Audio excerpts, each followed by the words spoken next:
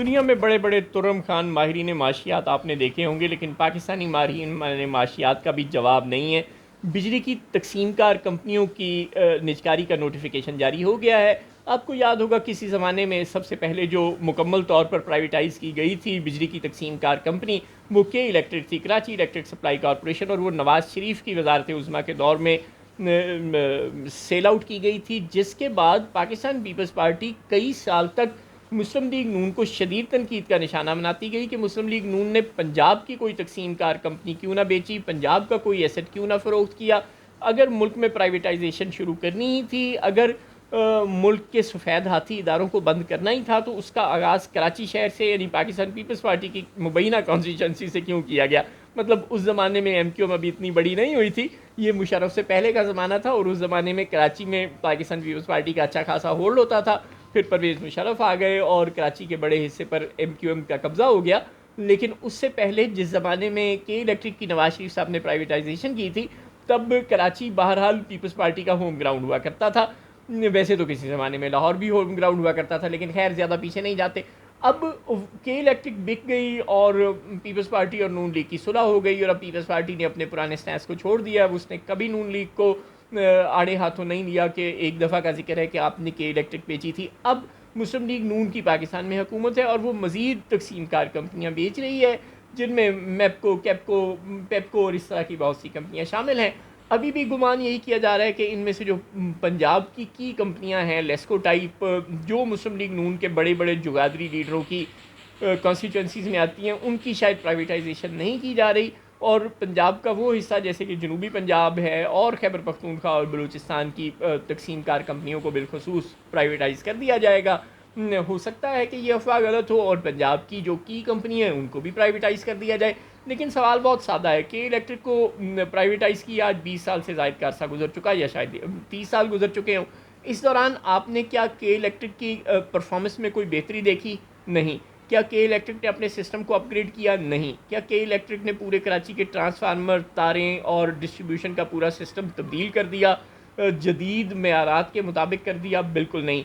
बल्कि के इलेक्ट्रिक ने पुराने मौजूद एसेट से आज तक गुजारा करने की कोशिश में कराची शहर को बुरा हाल कर दिया है, तो रोशनियों के शहर को तारीकियों के शहर में तब्दील कर दिया है, और उसके मालिकान बाहर बैठकर सिर्फ पैसे बटोरने, मुनाफा बटोरने में मसरूफ़ हैं, और सालों के साल गुजर गए लेकिन उन्होंने के इलेक्ट्रिक की अपग्रेडेशन पर किसी किस्म की इन्वेस्टमेंट नहीं की, और कराची के शहरियों से हर महीने बिलों में इजाफे की सूरत में करोड़ों अरबों रुपए वो बटोर रहे हैं, और पाकिस्तान और पाकिस्तानियों को किसी किस्म का कोई फ़ायदा नहीं हुआ के इलेक्ट्रिक की निजकारी का।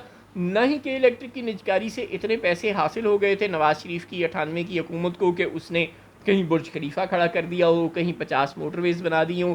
चंद पैसे हासिल हुए और वो खा पी कर हज़म हो गए। अब भी ऐसा ही होगा, बदकिस्मती से, अल्लाह ना करे कि ऐसा हो।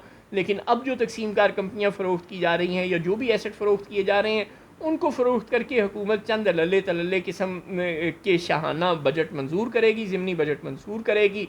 कुछ MNAs MPAs को जो ज़्यादा चहेते होंगे तरक्याती फ़ंड दे देगी, वो अपने अपने इलाकों में चंद घोस्ट और चंद असली तरक्याती स्कीमें अनाउंस कर देंगे। वो तरक्याती स्कीमें इस कदर डेड इन्वेस्टमेंट के ज़ुमरे में आने वाली स्कीमें होंगी, जैसे कि नून लीग हमेशा से देती है, जिनसे मनी मेकिंग का कोई ज़रिया पैदा नहीं होगा, जिनसे पैसा पैदा नहीं होगा, एक और सफ़ेद हाथी पैदा होगा। मसलन एक और अगर मेट्रो बन जाए तो उसका मतलब होगा कि हुकूमत को हर महीने उसे मज़ीद सब्सिडी देनी पड़ेगी और कौमी ख़जाने पर मज़ीद बोझ बनेगा। ऐसा तो पाकिस्तान मुस्लिम लीग नून की हुकूमत ने ना कभी किया है, ना कभी करेगी कि वो कोई ऐसा शानदार किस्म का प्रोजेक्ट लगा दे कि जो हर महीने हुकूमत पाकिस्तान को पैसे कमा कर दे। ऐसा भी तो बदकिस्मती से पिछले कई सालों से पाकिस्तान के किसी हुक्मरान का आपको नज़र नहीं आया।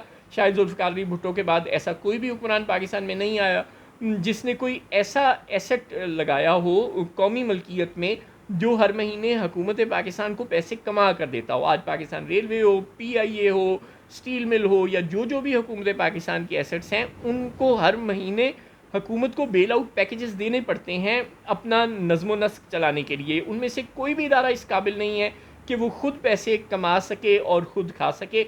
एक PTCL हुआ करता था और वो भी हुकूमत ने प्राइवेटाइज़ कर दिया हुआ है बड़ी हद तक, और जो अब घाटे में चलने वाली तकसीम कार कंपनियाँ हैं, जब उनको भी आप बेचेंगे तो उनसे जो पैसे आएंगे उनको आप चंद दिनों में उड़ा देंगे, और इन तकसीम कार कंपनियों की फ़रोख्त के वक्त आप इनके नए मालिकान से जो डील साइन करेंगे वो भी IPPs के मालिकान से होने वाली डील्स की तरह बड़ी भयानक डील होंगी। उनमें आप उनसे कोई गारंटी नहीं लेंगे कि वो अपने सिस्टम को अपग्रेड करेंगे। नतीजा ये होगा कि ना शहरियों को कोई सहूलत मिलेगी और ना कौम को इस प्राइवेटाइजेशन का कोई फ़ायदा होगा।